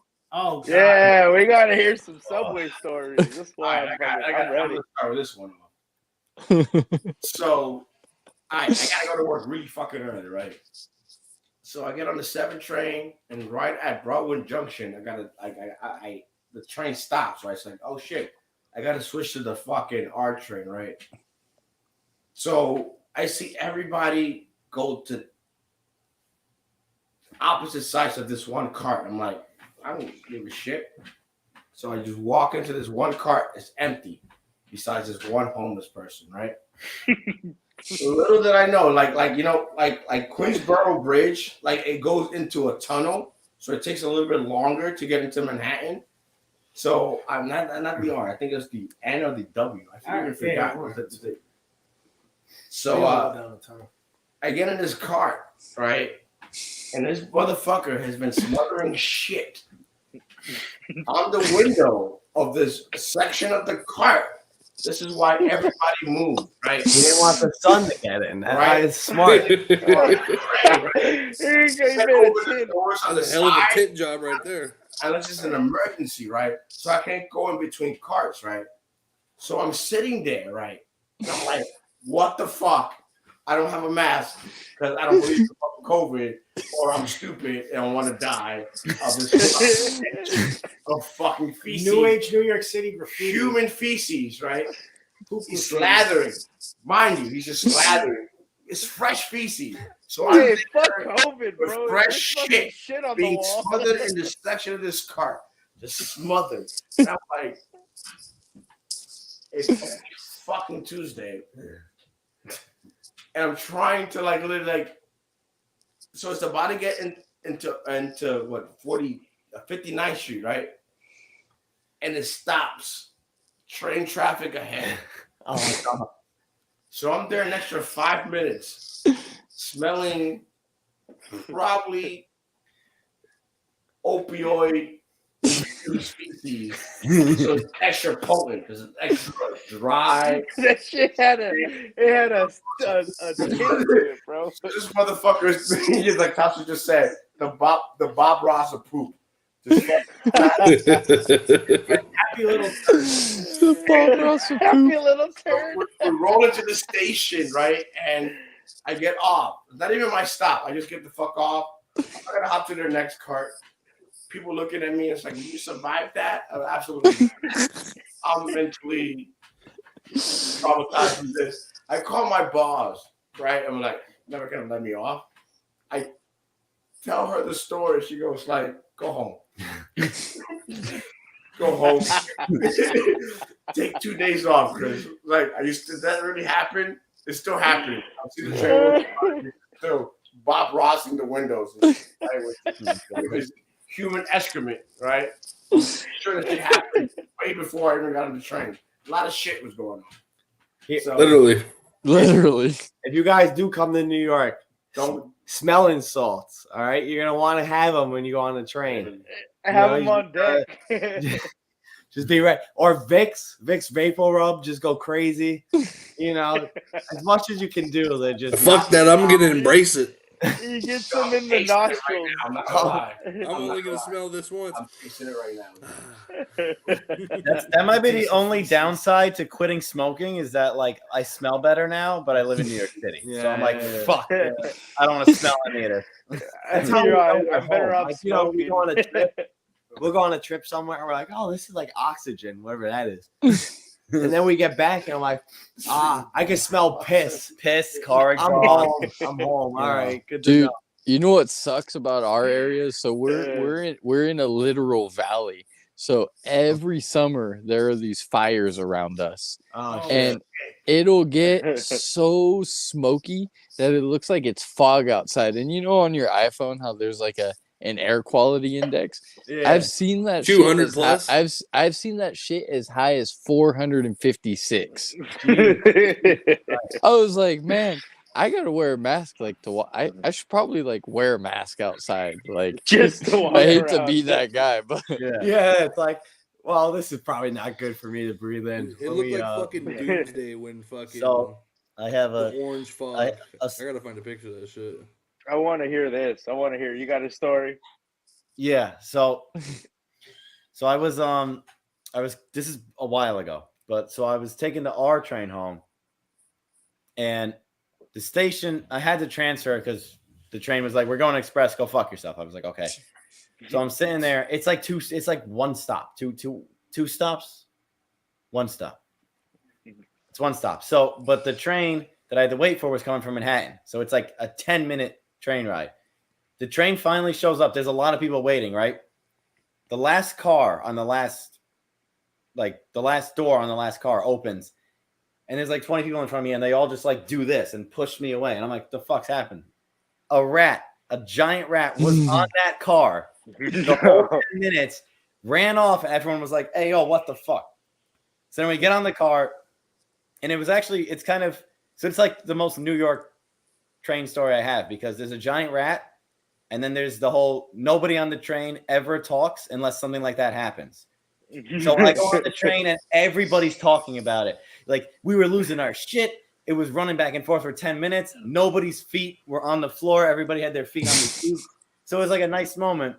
So I get off at the next stop, and I'm walking up the stairs, and another rat, a much smaller one, starts running down the stairs, and I stop, and it stops, and I seriously make eye contact. I'm like, bro, I'm done with rats. A rat story.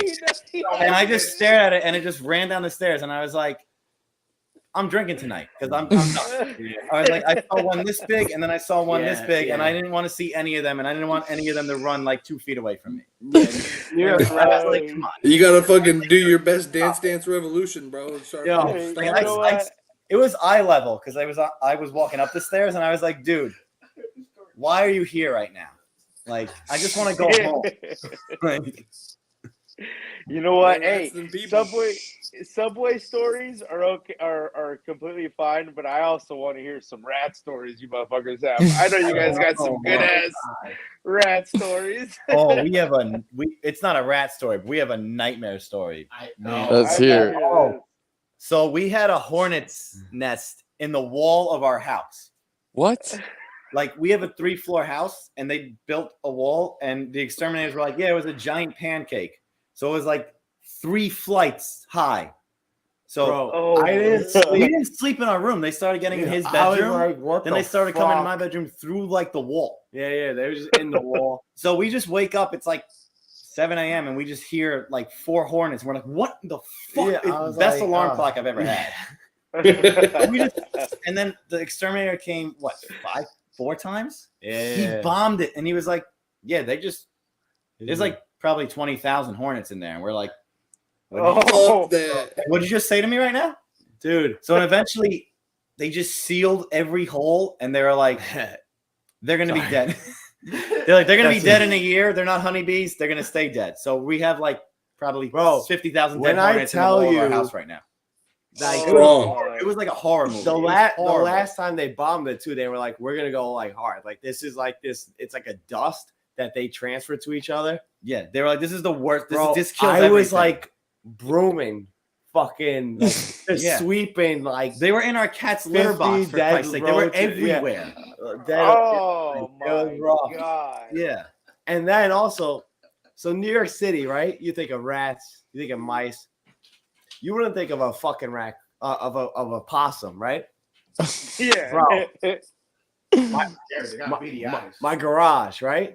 I open my garage one day, and I see shit in my garage. I'm like, what the fuck? Shit in my garage. I'm like, our cat can't get I'm in like, there. but yeah, this is sealed off. I'm like, what the fuck is it? And I'm like, oh, maybe a cat got in here somehow, whatever. Fucking looking around, I have a toolbox and shit. I look in the corner under the toolbox, and I just see fur. Like, what the fuck is this now? I'm like, all right, if it's a cat, I'm gonna make noise. This shit's gonna run. So I fucking like whatever. I threw some shit at it. Nothing. I'm like, what the fuck?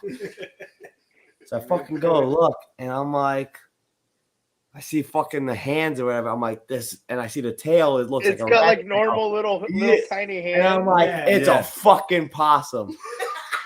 And I'm like, yo, Wake up, Dick. and it's somewhere that like I can't get to it. Yeah, it's like we in couldn't a do corner. shit. I'm Yeah. like, I'm fucking sitting there. I'm like Googling what don't fucking possums like? Garlic, right?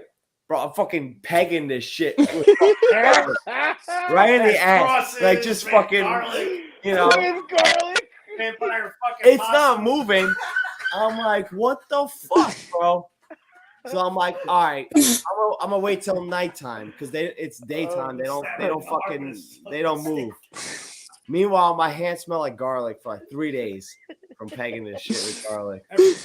Oh, and then when you open the garage door, Bro. So then it's nighttime. I open the garage door. sort of like leave. Like, Right? So I'm like, oh, it'll go now. It's awake. I fucking hear something on top of the garage door when I open it. I'm like, don't fucking tell me. I walk in the garage. I look where it was. It's not there. I fucking get my flashlight. I see it on top of the garage door. I'm like, You bro, fucker. you can't doing? close it now. It's I'm like, on what are the- you doing? Like it won't. Like, We're like, just what the go. fuck? Yeah. Like, there's no food in here, bro. Just go. So I'm like getting it with a fucking stick, just like pegging it, and it's just like not moving. And fucking eventually it decided to saunter off. And I was You like, had to call somebody. and I was like, This bro, thing is blind and Yeah. stupid and this big, and it outsmarted both of us. You're like, You got Helen Keller living in Coming your fucking and- garage. get out of here. and they were like, oh, just leave it open or Oh, whatever. shit, that's what And I was like, got the house. I'm sorry, guys. I forgot to tell you guys. I was like, this is terrible. Oh shit. Yeah, I wouldn't think of a possum in New York. Yeah, That's right? for I was damn like, sure. I was like, yo, a A rat, lot of shit. a is rat, Like, I'd be in my fine with. backyard, But no, And fucking they fucking possum. hiss at you. It's like, shut up, dude. Sometimes the earth forgets where you are. When I used to smoke, I was smoking once. It was like June, so it wasn't like really hot. It was like 85 degrees. So I'm just having a cigarette, and I swear to God, a tumbleweed just flew down my block. I'm like, what is 1880? It's fucking 2017. I'm in New York City. What the fuck is this thing doing here? What? In New York City, of all places, a fucking Yeah, like- tumbleweed Yeah, comes for real. rolling down. Yeah, Oh man, out here, you know what's funny? Raccoons, man.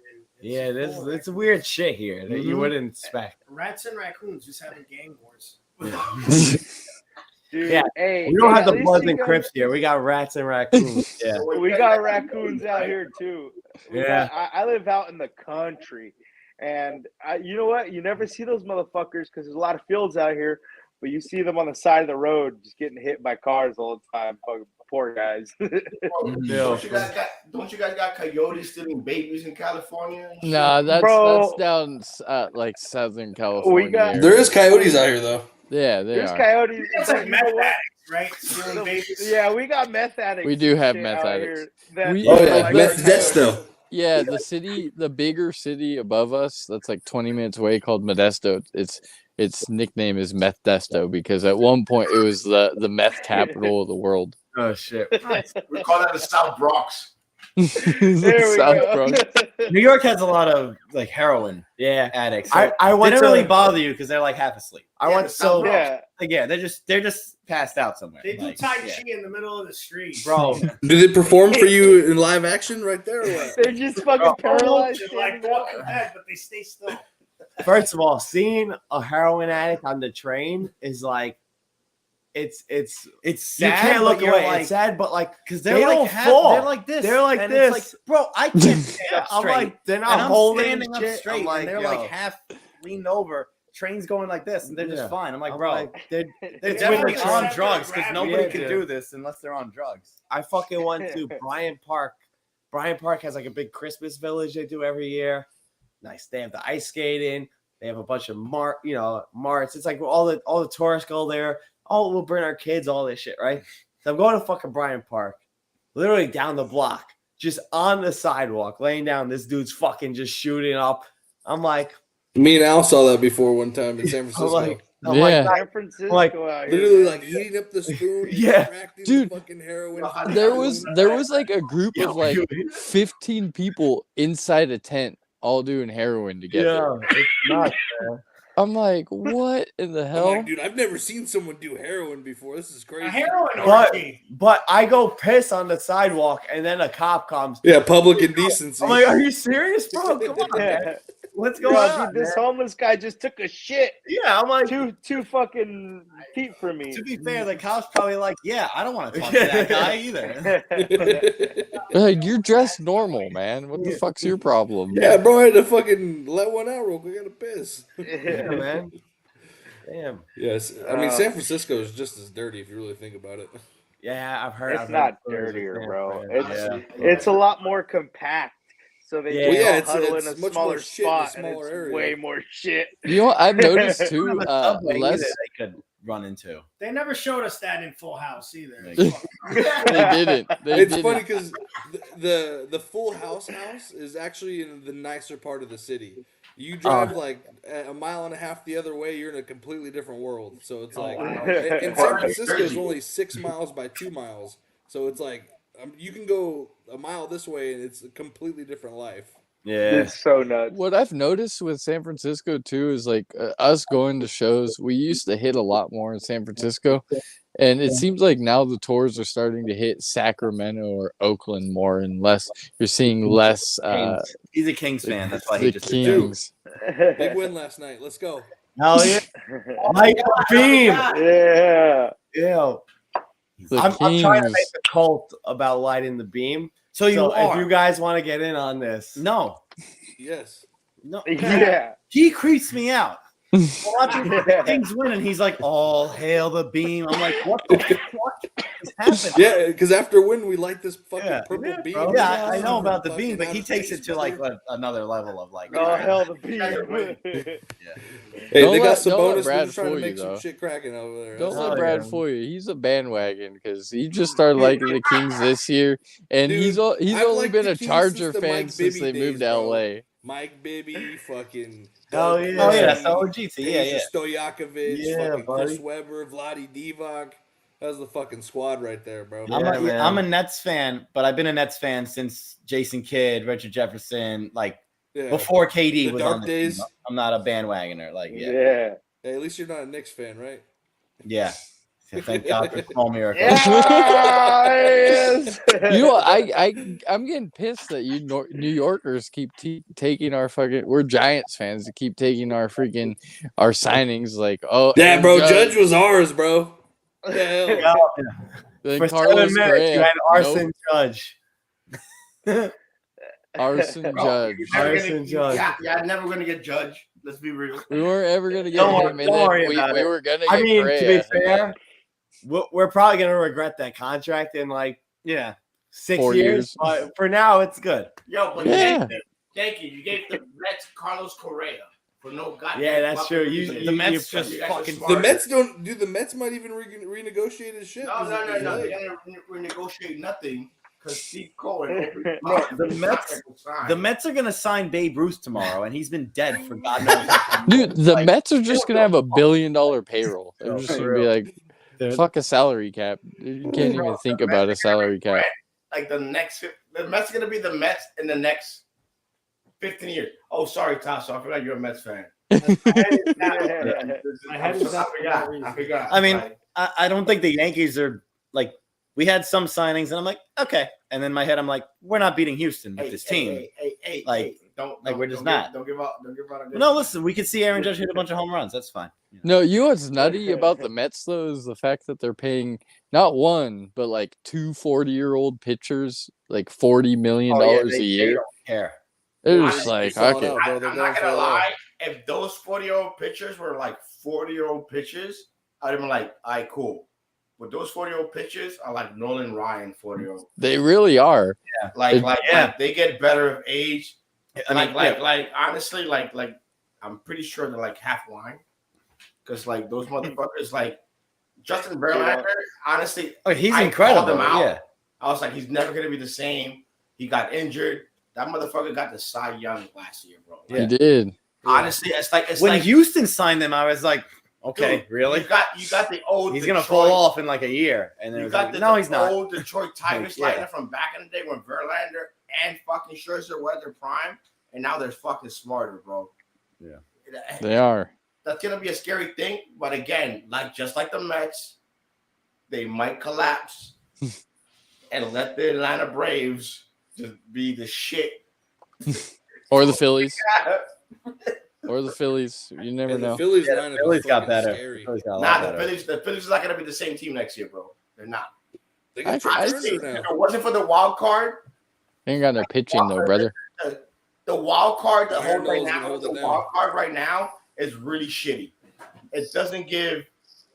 It's you could be a sucky team and have a good run in the fucking playoffs. In the last fucking 3 playoffs, you've seen it. When we expanded the wild card, all the wild card teams made it to the goddamn World Series. Baseball's about getting hot, bro. They're not like any other sport, bro. They're not about like the best players. They're just like hockey.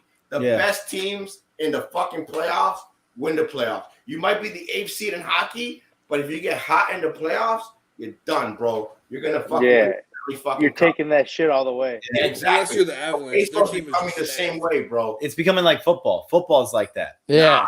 Nah, not even, bro. Well, football, if a football team is hot, is 50-50. football, you have to win 4 games. That's it. Teams Like, peak that's it. early in football. Like the Eagles, in my opinion, But they've again, peaked early. I like baseball. I'm Unlike not baseball on and the hockey, Eagles bandwagon. You gotta win there. every game on the road, bro. That is on true, football. yeah. So if you're fucking last seed in fucking football, you gotta win every game on the fucking road. And football is very fucking different, bro. That It home is. crowd makes a fucking difference. Yeah. And baseball Well- and hockey, honestly, it really fucking doesn't. Can you guys please if the Giants make the playoffs, can you guys please just go ahead and knock out the Niners? Because we have a lot of Niner fan friends, and they're the worst fan base on earth. They're like, we're going to win the Super Bowl with the last pick of the draft pick. The Niners scare me, to be honest. I think they're gonna make a deep run. You I don't know know if what they're I gonna like get about over it there. though? Not with that quarterback. This is That's thing. my thing. When Dallas is really good also- too, which I hate saying as a Giants fan, but they like. I know you're gonna like. You think they're gonna choke the like they do every year. 49ers' strength is their But- defense. The Giants' strength is not our offense. So we can with the Giants- we bring them down to the Giants win by bringing teams down to our level. So that's what we need to do. This is bring what scares me, and we can maybe This is win. what scares me about the Giants, and I know injuries are a big part of it. We were 7-2.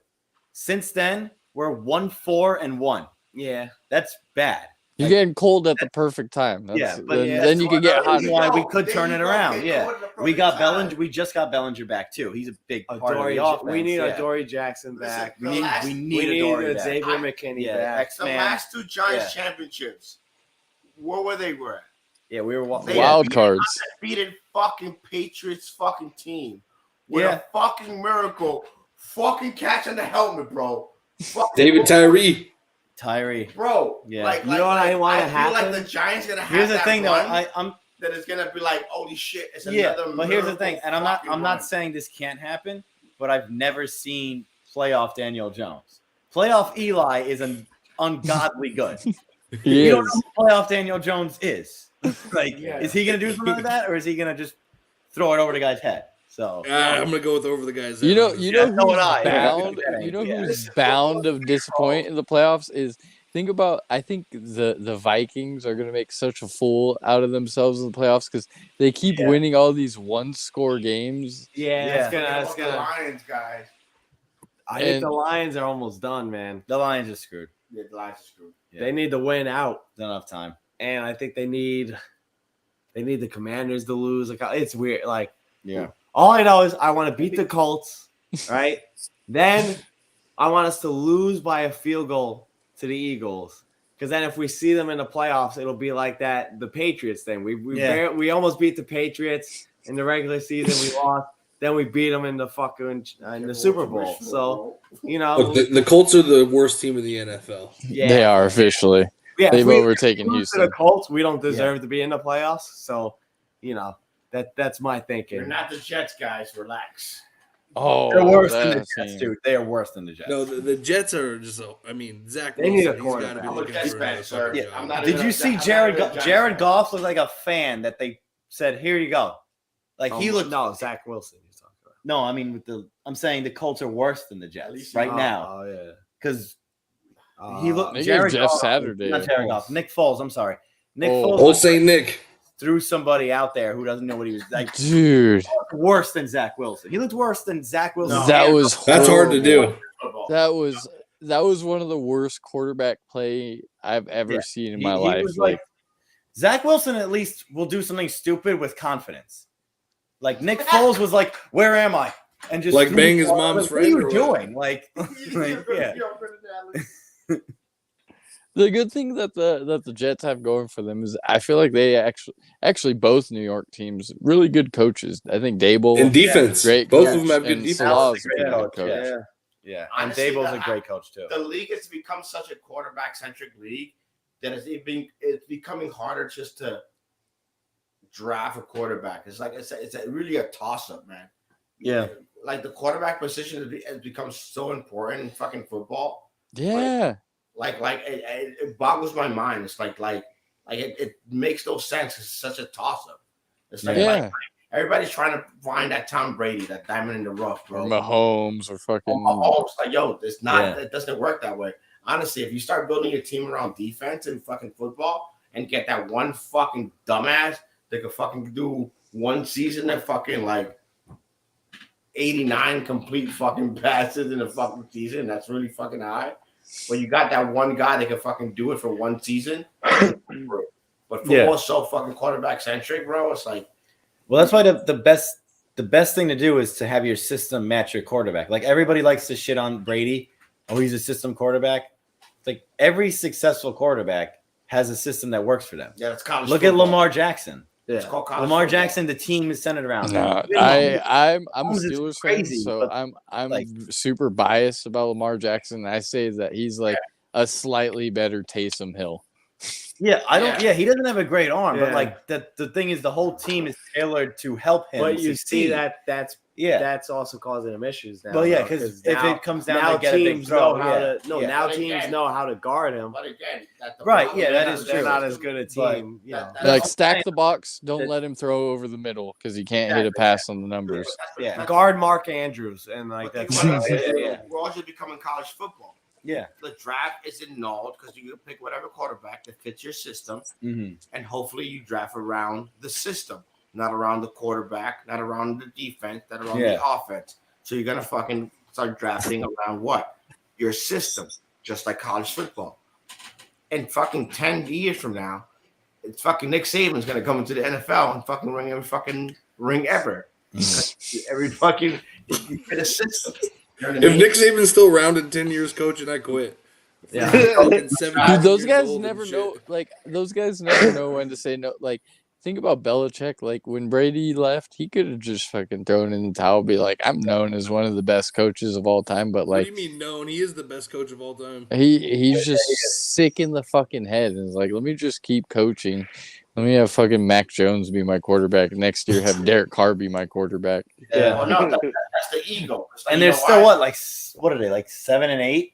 With Yeah, that quarterback, that's pretty impressive. That's pretty impressive, Yeah. especially with that for that Yeah. division. Him- bro, like Him and Tomlin, Mike Tomlin, besides Belichick, is I He's think not- the he's best not- coach. he's not coaching for the season; he's coaching for the fucking playoffs. No, yeah, but I'm saying Mike Tomlin is another example. The Steelers are 7 and 8. How the fuck are they 7 and 8? Kenny Two Glove. Pickett, who's okay. Who's hot trash? He's There's- a rookie. Yeah, there's Too, like nobody on that team is spectacular, and they're 7 and Other 8. than TJ What are you Watt. gonna Actually, Like, TJ yeah. Watt and Minka Fitzpatrick. We Yeah, got three good right, players, yeah. actually. They were both I'll hurt, throw in though, right? Hayward, but Hayward. Yeah, you're right. old. Johnson's I'm good thinking if you can get him strictly the ball. offense. You're right. Offensively, Yeah. The Connor's Steelers okay, are an like, offensive you know, line away they're from not being bad. really good. Well, Not we have Jay really Garrett, good not young Garrett. guys. Not We have Jay good Garrett. like young skill position players. Like I think Pat Fryermuth could be a really good tight end. I think George Pickens has the opportunity to be a really good receiver. But dude, like they're running a high school offense there. Like I know the plays that are going to happen before they happen, and if I know that, the linebacker and the defensive tackle and the safety know that. So it's it is not fun. I mean, obviously you guys know because you guys are New York sports fans, but it's also not fun being a Steeler fan because every game is like, oh, even when we're losing, it's like, oh, we might come back, and it's like, what? Yeah. Why did I even get my fucking hopes up for this Yeah. bullshit? At least you guys 3 aren't. hours? Hey, at least you guys aren't Raider fans. Oh, Oh yeah. my god. That's Like him me. right there, Listen, man, Las Vegas that's- lost a lot of fucking money building that stadium. dude. A lot Hey, of fucking I have a money. coworker who's a huge Raider fan, and he's like, even my dad, and they're both like, isn't Derek Carr a good quarterback? And I was like, you know what? I kind of had myself like, oh, he's a pretty good quarterback. But then I was like, wait, he's 32 years old, hasn't won a playoff game. I looked at his stats. He averages like 10 to 11 interceptions, but he also averages like 10 to 11 fumbles a season. So I was like, oh shit, like he had me fooled. He's just freaking Andy Dalton. Like, But honestly, going back to that, like you're seeing the final hurrah of the quarterback because the football should become a system. It is professional. It is. Become a system. Well, pocket Like- quarterbacks like- too are like dying, like- a dying breed. Like Mahomes is a dying breed. Like you're seeing Russell Wilson that used to be like a fucking quarterback that used to fucking make a play if the play broke down, right? Even with fucking Aaron Rodgers, right? Yeah. Him fucking break down because like he can't adjust to a certain system and he cannot make the fucking plays when where the play breaks down. Those type of quarterbacks are going non and void, man. You're gonna see They a are. very fucking form of football in the next 10 years. It's gonna be very formulaic. Like just like baseball right now, it's very like home run, Strikeout. fucking Basketball's You're gonna- like that. Basketball is getting the same way. 3 You're points. gonna see the same Kick to the shit in three, football. yeah. The last vestibule of making fucking kick-ass plays, bro. It's gonna become formulaic, bro. It's gonna become a computer fucking code. Some fucking nerd in the fucking box saying, "Hey, the quarterback should stay in the fucking pocket because it's gonna give us 97% of a chance to give us a score." Oh wait, he fucking just fucking fumbled the ball because he's a pussy. Well, Yeah. I think like you're right because even if you look at like we drafted Pickett this year, I don't put Pickett in the tier, and I don't think he'll ever get as good as say a Justin Herbert or a Joe Burrow. Those guys, I feel like those two guys might be like the last of that breed you're talking about, the Mahomes, where like no matter what, because you have him, you're always in the game. Like he's a real quarterback because I know what you mean. I've kind of stopped watching college football because of the fact that it's a system. Like nobody knows how to play quarterback anymore. Everyone's just got one read, and if that read's not there, you're going to scramble a little and either run the ball or try to find somebody on a broken play. RPO is becoming everything. Yeah, every play is damn near a freaking RPO. You know, the more again, it's the more money that's into it. The more you could take the guessing game out of any sport, like the more better for the odds of you predicting like a bet. You know what I mean? Yeah, it's all algorithm based, just all like everything algorithm. else. Like at the end of the day, you're buying touchdowns, you're buying runs, you're buying goals, you're buying this. Like you're not really like letting the true nature of the sport, what sports is, to go. The more professional it is, the more formulaic it's going to be. You know what I mean? So Yeah. It's going to lose its thrill. You know what I mean? So it's like you're never going to have that same like what's There that? we go. Miracle the the Titans, bro. Now I'm ready. The Music City Miracle, right? Yeah. Have that shit, like type of like, holy shit. You know why? Because now you're gonna tell your quarterback, hey, don't do this play, do this play because it's gonna give us 100% chance of winning the game because you're not gonna do X, Y, and Z, right? Yeah. That's why I exclusively watch curling these days. Yeah. Figure skating. So like figure skating. That's it. Yeah. There's probably an analytics to curling. Yeah, probably. At least you're not like a degenerate like me that likes to watch poker on TV. I can't do it. This is my number one gambling friend. He loves it. Yeah. He's like, hey, should I play Baccarat online right now? I'm like, absolutely. What do you not. mean? As soon as we're done, like I got smoked in college football. Now I'm playing Baccarat. Bro, don't worry about it, man. You want to know why the Cowboys lost today, right? Because I bet on them that they would win today. I was like, listen, like they're playing the the Cowboys fucking lost? Titans, You cursed them. back up their third string or whatever. I was like, they got this. So The I'm guy hoping who's now- never started a game. Wait, Yeah. hold on. Are you serious? The Cowboys lost? Oh, no, Brad they lost fucking his ass and everything today. didn't. They covered. Oh, I read it wrong then. I'm sorry. I guess They the Cowboys covered. didn't lose. Wait, the Cowboys won? Yeah, they won I and guess covered. I read it I wrong. won They're- $100. It makes sense. They're All I both was like, blue it's take some teams. 27-13 in the fourth quarter. How the fuck did they lose? All right. Never mind. Well, that sucks. Well, we'll freaking start winding it down. Thank you guys for joining us. We really appreciate it. Thanks for having us again. Thanks for I having saw us. you guys were in the studio for your other project, Maniacin, right? Yep. Hell yeah. Nice. Can't wait So for you that guys shit, working man. on a? I mean, I don't know if you're able to say anything, but you're working on a EPLP. That's a six song like LP. Yeah. Yeah. Okay. Hell yeah. So Yeah. things are Cool. sound pretty good. It's getting mixed right now and Yeah. everything, and We'll definitely send you guys an advanced copy of the shit. So Yeah, you guys- yeah. Please do. We'd love to Hell hear yeah. it, man. We want to Yeah, we support. love to. Whatever the Of case course. may be. Yeah. Oh, yeah, yeah. you guys are some cool ass dudes, man. We appreciate it. Yeah, Thank and, you. and Thank you. We Please appreciate have it. us again next year, man. yeah, of Of course. course. And anytime. And thank you to anybody who has listened to any one of our shows. Support any band who's been on here. Any band who we've had is a band that we're genuinely a fan of.